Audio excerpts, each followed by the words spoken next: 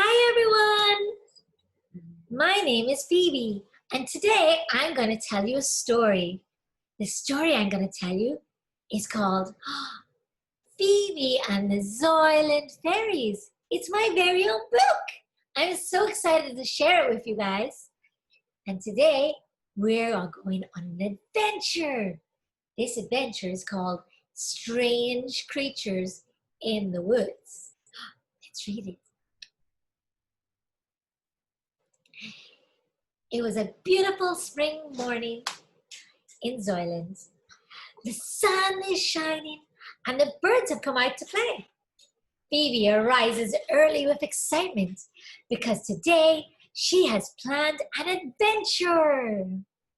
Last night, Phoebe's best friend, Petal, gave her the news of a mysterious creature in the woods. Phoebe has decided to go in search of it. Petal said the creature is as big as a house. It is bright red and yellow, and has eyes that burn orange as if on fire. Wonder what it could be. The thought of seeing this creature and discovering what it could be is so exciting that Phoebe just can't wait to go on her quest. She gathers up a few things, an apple in case of an emergency, and her wand. With everything packed, she sets off on her adventure. She wants to go to the spot where the creature has been seen. She flies for miles and miles, over rocks and trees, crossing many rivers and fields. Eventually, Phoebe arrives at the spot. She knows the place well, as she's been there many times before. The huge boulder which marks the spot towers above the undergrowth, but there is no sign of the mysterious creature. As she waits, she sings songs with the birds and she marvels at the ants that march by. Hours pass, but still there is no sign of the strange creature. It will soon be dark, and Phoebe is a long way from home. As night closes in, back in Zoyland, Phoebe's best friend Petal is worried about her. She noticed that Phoebe has not returned from her quest, and she decides to go in search of her.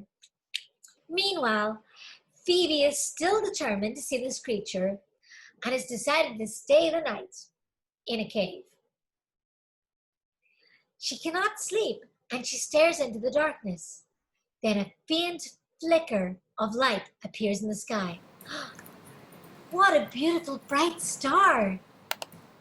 As the light gets closer, it doubles in size, getting bigger and bigger and bigger until, boom, it explodes into 1,000 pieces. It's a firebird! Its beauty is magnificent. Phoebe is captivated. She cannot take her eyes away. As she watches, the firebird glides to the ground and its flames gradually burn out. The feathers start to float off the bird and fill the sky.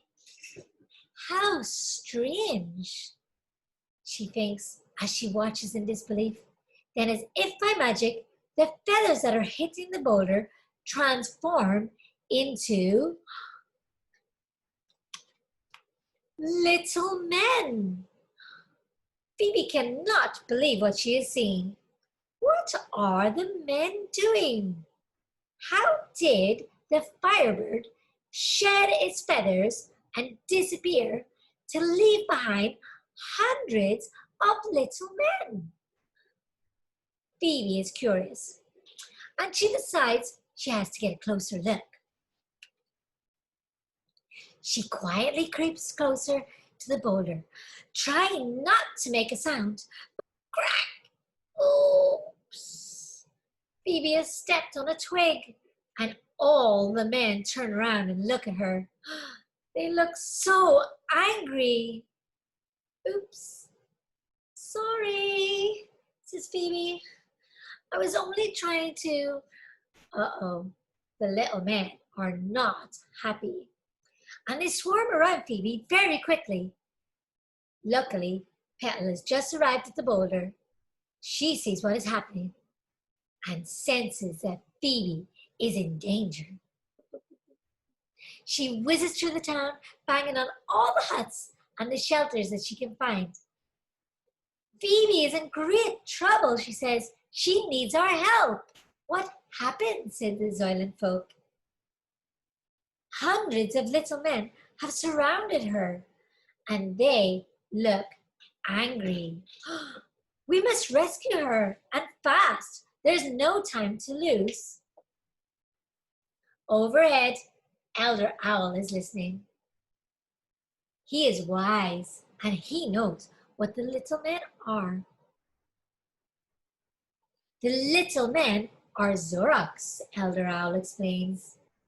You must hurry. Phoebe is in great danger. You must divert the Zoraks' attention, as their eyes can turn you to stone. Stone? Did he say stone? Petal is now very worried. Elder Owl continues. Take this mirror. If the Zoraks look into the mirror, they themselves will turn to stone, and their hold on Phoebe will be broken. All the Zoyland fairies and creatures race into the woods to rescue Phoebe. When they arrive, they are horrified. It is too late. Phoebe has already been turned to stone. The Zoraks are celebrating, creating the most horrible screeching noise. Petal races towards Phoebe with the mirror held high, shielding her eyes. She hopes that Elder Owl's plan will work. Soon the forest is quiet again. Petal cautiously lowers the mirror. And to her relief, the plan has worked. The Zoraks have seen themselves in the mirror and have turned themselves to stone. Petal turns to see her friend. She still stood firm, and she cries. I'm so sorry, Phoebe. I tried. I was as quick as I could. I'm so sorry. Tears roll down Petal's cheeks and fall on Phoebe's hands. With that, a loud gasp is heard, and the spell is broken. Phoebe is back. The Zoyland fairies are so relieved and happy. They quickly usher her back home where they will all be safe. They celebrate their escape from the Zoraks and Phoebe's return by dancing until morning, because that's what us fairies do. When we're happy, we dance and we sing.